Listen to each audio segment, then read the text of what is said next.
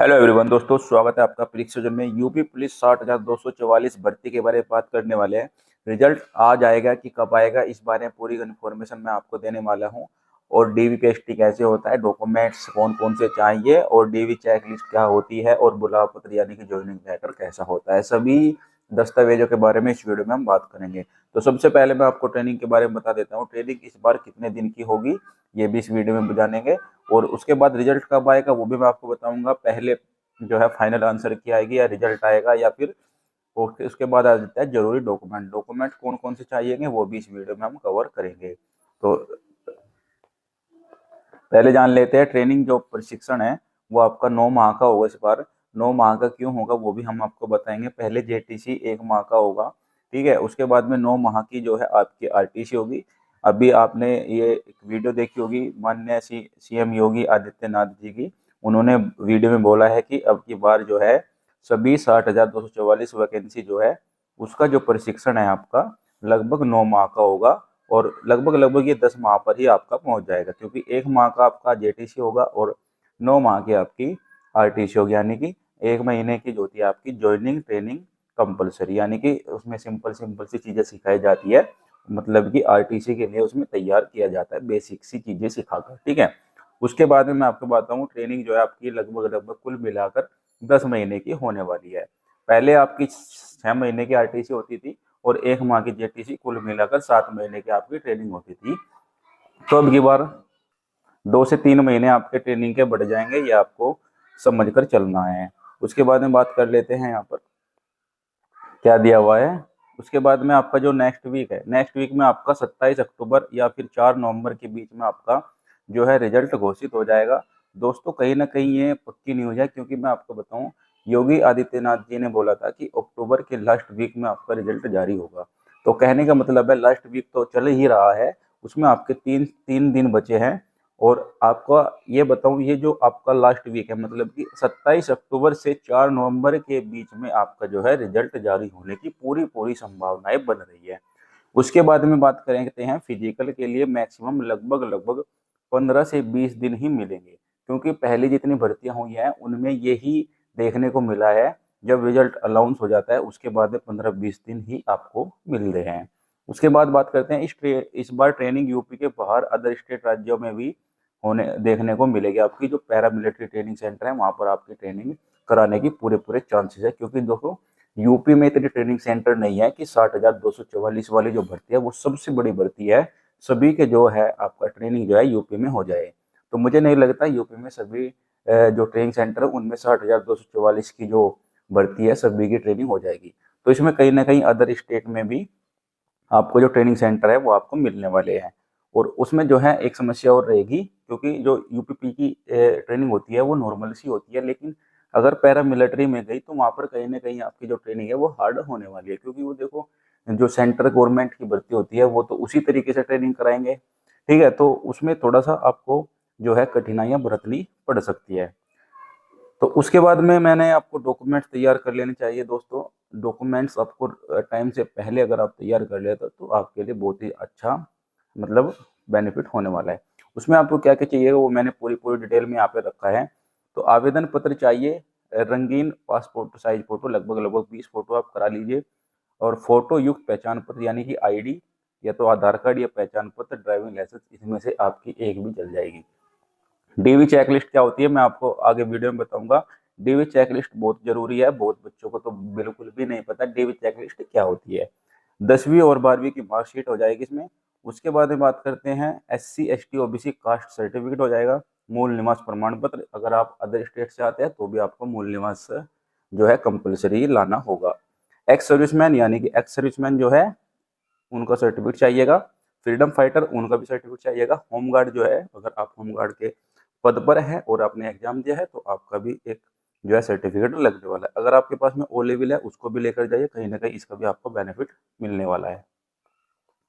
उसके बाद में बात कर लेते हैं दोस्तों, जो मैंने आपको सूची बताई है वो किस प्रकार है। ये मेरे पास में 2018 का जो है जो आपके डॉक्यूमेंट्स की रिक्वायरमेंट है डीपीएसटी के लिए वो मैं आपको दिखा रहा हूँ। यहाँ पर सबसे पहले लिखा है आवेदन पत्र, ठीक है। उसके बाद में लिखा है यहाँ पर पहचान पत्र यानी कि रंगीन sorry passport size photo, 2 photo चाहिए इसमें, लेकिन आप 20 फ़ोटो बनवा लीजिए, वो बहुत सारी जगह काम आएंगे। ठीक है, फ़ोटो युक्त पहचान पत्र, यानी कि आपको यहाँ पे पूरी डिटेल में लिखा हुआ है, राजपत्रित अधिकारी द्वारा प्रमाणित होने चाहिए और मूल पहचान पत्र की एक एक छाया प्रति कॉपी होनी चाहिए।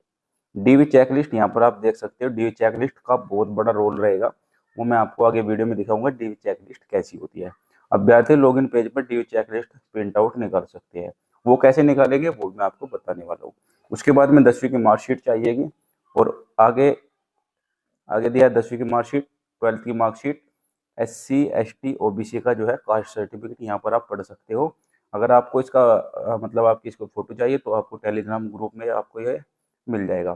ठीक है, ये चीज़ें यहाँ पर आप देख सकते हो क्या क्या चीज़ चाहिएगी, जो आपके SC ST OBC की कास्ट सर्टिफिकेट है वो किस प्रकार की होनी चाहिए। और मैं तो ये कहता हूँ जो फॉर्म में भरते टाइम आपने दिया था वही इसमें लगाएं। ओके, अब आगे बात कर लेते हैं इसमें और क्या दिया था। भूतपूर्व सैनिक यानी कि एक्स सर्विसमैन, फ्रीडम फाइटर, ठीक है, इनका जो है आपको सर्टिफिकेट लगाने जरूरी है।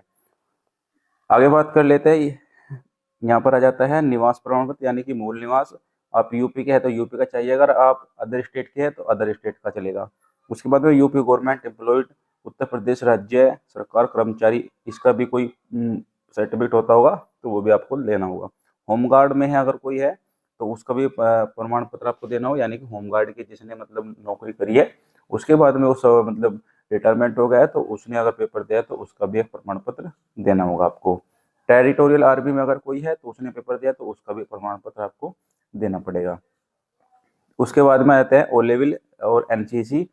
ठीक है, ये भी अगर आपके पास में है तो आपको ले जाने चाहिए, कहीं ना कहीं आपको ऐसा भी लग सकता है वो आपको किसी चीज़ में छूट दे सके। ठीक है, अब आगे बात कर लेते हैं, ये होती है दोस्तों डीवी चेकलिस्ट। ये आपको कहाँ पे मिलेगी, सबसे पहले जब आपका जो है डीवी चेकलिस्ट, यहाँ पे देखिए इसमें क्या होता है, ऊपर देखिए constable DV checklist for document verification process, post name दिया हुआ है आपका कांस्टेबल, सिविल पुलिस या फिर पीएससी। ये 2018 की दोस्तों डीवी चेकलिस्ट है, और अब की बार भी आपको ऐसी ही देखने को मिलेगी। ये आपको कब मिलती है, जब आपका मान लो रिजल्ट आ गया, और रिजल्ट आने के बाद में आपका मान लो लिस्ट में नाम है, तो जब आप लॉगिन करोगे वेबसाइट पर जाकर, आपको वहाँ पर आपका जो है एडमिट कार्ड डाउनलोड हो जाएगा, और उसके साइड बार में ही आपको डीवी चेक लिस्ट के नाम से एक ऑप्शन होगा, वहाँ पर क्लिक करिए और आपको यह डाउनलोड हो जाएगी। और डाउनलोड करने के बाद में आप इसका प्रिंट आउट निकलवा लीजिए, और इसमें क्या क्या भरना पड़ता है वो यहाँ पर देख सकते हैं। फोटो युक्त पहचान पत्र, फोटो युक्त के कोई आईडी होगी आपकी, यहाँ पर आप लगा सकते हो। उसके बाद में निवास प्रमाण पत्र, यहाँ पर लिखा हुआ है फोटो अटैच्ड विद चेकलिस्ट, तो यहाँ पर यस और नो लिखना है। यहाँ पर यस अगर आपका फोटो युक्त पहचान पत्र है, यस यस यस यस, इनमें यस यस भरना है। ठीक है, वो आपको वहाँ पर जब आप इसको लेकर जाओगे जहाँ पर आपका डीवी पेस्ट होगा, वो वहाँ पर आपको बता देंगे कि किस प्रकार इसको भरना है। वैसे तो यस यस ही भरा जाएगा इसमें। ठीक है, इस प्रकार की इसमें प्रोसेस होता है। यहाँ पर भूतपूर्व सैनिक है आपको तो नहीं, नो कर देना। ठीक है, उसके बाद में आप स्वतंत्र सेनानी आश्रित है तो यहाँ पर आप नो कर देना, अगर यस है तो यस कर देना। उसके बाद में होमगार्ड की आपने सेवा दी है तो यहाँ पर आप यस कर सकते हो या फिर नो कर सकते हो। हाई स्कूल आपके पास है तो यस, ये तो आपको कंपलसरी है, यस करना पड़ेगा। इंटरमीडिएट यस करना पड़ेगा। उसके बाद में यहाँ पर कुछ और भी डिटेल्स है, या आप वहाँ पर देख सकते हो कौन कौन से, इसमें आपकी हाइट होगी, वजन हो गया और आपकी चेस्ट हो गई, ये सब आपको वहाँ पर जब आपका डीपेस्ट होगा वहाँ पर आपको ये भरना होगा। मतलब कहने का है जब वो वहाँ पर मेजरमेंट करते हैं तो वो यहाँ पर आपको भरकर दे देते हैं। ये तो हो गया आपका डीवी चेकलिस्ट के बारे में जानकारी। उसके बाद में एक जानकारी और देता हूँ, बुलावा पत्र यानी कि ज्वाइनिंग लेटर कैसा होता है दोस्तों। ये यहाँ पर लिखा हुआ है बुलावा पत्र यानी कि ज्वाइनिंग लेटर, ये 2018 वाली जो भर्ती है उसका ज्वाइनिंग लेटर है।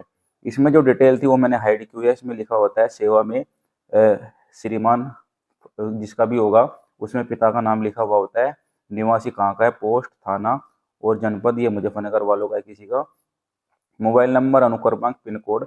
उसके बारे में नीचे डिटेल में लिखा होता है, कृपया अपर पुलिस अधीक्षक कार्मिक स्थापना मुख्यालय पुलिस महानिदेशक उत्तर प्रदेश लखनऊ के पत्र संख्या पुलिस आरक्षी भर्ती 2018 दिनांक 25/6/2021 एवं अध्यक्ष उत्तर प्रदेश पुलिस भर्ती का चयन परिणाम उपलब्ध कराते हुए अवगत कराना है कि यह चयन अभ्यर्थी के चरित्र सत्यापन चिकित्सा, कहने का मतलब है 2 बुलावे पत्र आते हैं। पहला तो आता है मेडिकल के लिए, ठीक है, ये दोस्तों मेडिकल के लिए यहाँ पर लिखा हुआ भी है, सत्यापन चिकित्सा परीक्षण के लिए एवं शैक्षिक योग्यता के सत्यापन के उपयुक्त के अधीन है।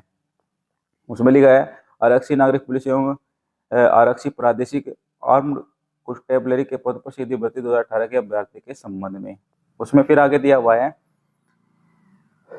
आरक्षी नागरिक, यहाँ पर आप देख सकते हैं पत्र क्रमांक दिए हुए हैं, सभी चीजें लिखी हुई है। ऐसे अभ्यर्थी जिनके नाम चयन सूची में हो, नियुक्ति प्राधिकारी चिकित्सा परीक्षा उपस्थित होने की अपेक्षा की जाए। तो कहने के मतलब है 2 आपके बुलावा पत्र आते हैं, यानी कि ज्वाइनिंग लेटर आते हैं। पहला तो आता है मेडिकल के लिए, ये मेडिकल का है। उसके बाद में जो अगला दिखाता हूँ मैं आपको, ये है आपका ज्वाइनिंग लेटर का फाइनल ज्वाइनिंग लेटर, जहाँ पर आपकी ट्रेनिंग होगी। यहाँ पर लड़के का क्रमांक दिया, अनुक्रमांक दिया हुआ है, अभ्यर्थी का नाम दिया है, पता दिया हुआ है और ये मुजफ्फरनगर का निवासी है। यहाँ पर डिटेल में पढ़ सकते हैं क्या दिया हुआ है। कृपया पुलिस महानिदेशक निदेशक स्थापना उत्तर प्रदेश लखनऊ अध्यक्ष, ठीक है, ये वगैरह वगैरह। चिकित्सा परिणाम इसका हो ही चुका है। उसके बाद में जो है ये आपका ज्वाइनिंग लेटर है। तो किस प्रकार का ज्वाइनिंग लेटर होता है वो भी मैंने आपको दिखा दिया है। तो उसके बारे में देखो दोस्तों, किसी ने भी इस वीडियो में नहीं बताया होगा, इस प्रकार की जानकारी किसी ने नहीं दी होगी कि बुलावा पत्र कैसा होता है और चिकित्सा सत्यापन कैसे होता है, कैसे बुलावा पत्र उसका आता है। और इसमें आपको 2 चीजें और ले जानी पड़ती होगी वहां पर।